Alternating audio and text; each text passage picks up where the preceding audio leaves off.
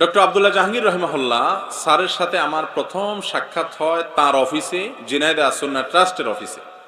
আমি সৌদি আরবে তখন ছিলাম, ইসলামিক সেন্টারে দাওয়াতের কাজ করতাম। দেশে আসার পর আমার একজন শ্রদ্ধাভাজন উস্তাদ যশোর জামিয়া ইসলামিয়ার মুফতি মুজিবুর রহমান সাহেব হাফিজাহুল্লাহ হুজুরের কাছ থেকে প্রথম বলি যে স্যারের আলোচনা শুনি, আমার কাছে খুব ভালো লাগে। মনে হয় এই উম্মতের মধ্যে যেন ঐক্য সৃষ্টি হয় তিনি চেষ্টা করেন, উম্মতের মধ্যে যেন বিভেদ না হয় সে চেষ্টাটা তিনি করেন, মানুষের মধ্যে যেন আন্তরিকতা হয় সেই চেষ্টাটা তিনি করেন। কোরআন এবং হাদিসের যেসব বিষয়গুলো কাজ করা হয় না সেগুলোতে তিনি ফোকাস করার চেষ্টা করেন, সমাজের মানুষকে খাঁটি মুসলমান বানানোর চেষ্টা করেন। লোকটার সার্বিক বিষয়গুলো আমার খুব ভালো লাগে। তো ওনার নাম্বার আপনার কাছে আছে কিনা? উনি বললেন আছে, আমি দেখা করতে চাই। তখন উনি আমাকে নাম্বার দিলেন, দিলে আমি ফোন দিয়ে ওনার থেকে টাইম নিয়ে দেখা করি। প্রথম সাক্ষাৎ এটা 2000 বোধ হয় 11, 12, 13 এরকম হবে, 11 বা 12 হবে।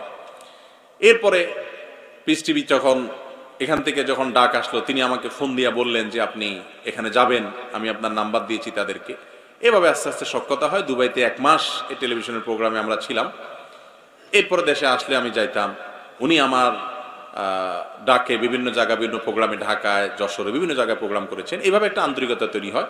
কিন্তু আলহামদুলিল্লাহ অল্প সময়ের সান্নিধ্যে স্যার রাহিমাহুল্লাহ থেকে যা কিছু শেখার সুযোগ হয়েছে, শুধু আমি না, অনেক মানুষ শিখছেন।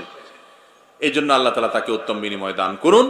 তার যে উত্তম আখলাক, তার যে সুন্দর গুণাবলী, এগুলো আল্লাহ তাআলা আমাকে, আপনাকে, আমাদের সবাইকে দান করুন।